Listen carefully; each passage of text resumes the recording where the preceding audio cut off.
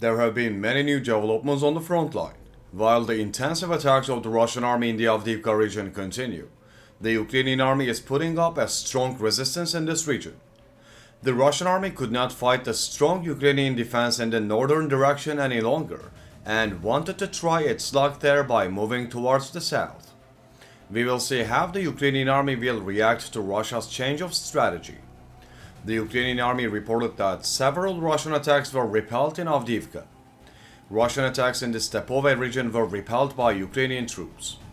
Russian offensive operations failed in Novokalynove, Severne, Tonenke and Vodiane. Ukrainian Defence Forces repelled 17 attacks here. Although the Russians launched intensive attacks to take control of this region, the Ukrainian defense blocks prevented these attacks from succeeding.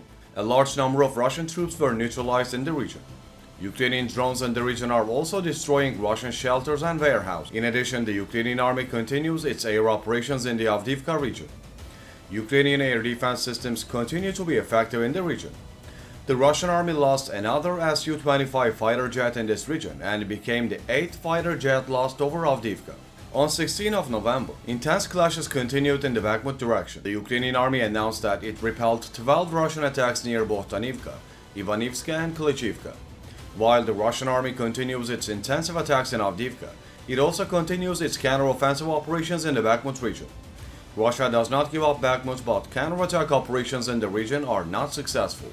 Ukrainian defense blocks have been protecting Bakhmut from Russian attacks for a very long time, and the Russians continue to lose a large number of military personnel and equipment in this region.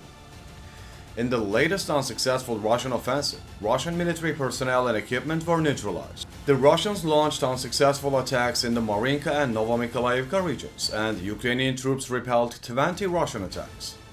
Russian soldiers in the region were neutralized and their equipment was damaged. Developments in the Kherson region are also very important. The Ukrainian army continues its operations around the Kherson region. Ukrainian forces reported that they crossed the Dnieper River and established a bridgehead on the eastern bank. The Ukrainian army has made an important gain in the Kherson region, where it has been continuing its attacks for a long time. The advance in Kherson means a lot for Ukraine. Ukrainian troops seem to have taken control of a strip of riverbank between Kherson and the strategically important village of Krinky, about 24 miles east-northeast. The Ukrainian army needs time to make further advances in this area. The Russian defenses in the area are quite strong. It remains to be seen whether Ukraine will be able to break through the Russian defense blocks and advance towards Crimea. Offensive operations of the Ukrainian army in the direction of Melitopol are also continuing. Ukrainian forces continue to neutralize Russian troops in this region and continue to hit Russia's firepower. A large number of Russian equipment has been damaged along the front line. Over the past 24 hours, the Defense Forces Air Force has carried out 10 strikes on areas where Russian personnel, weapons and military equipment are concentrated. In addition, Su-25 attack aircraft, 2 Shahed 136-131 attack UAV, 17 reconnaissance UAVs and 1 Kh-59 guided air missile were destroyed by air defense forces and vehicles.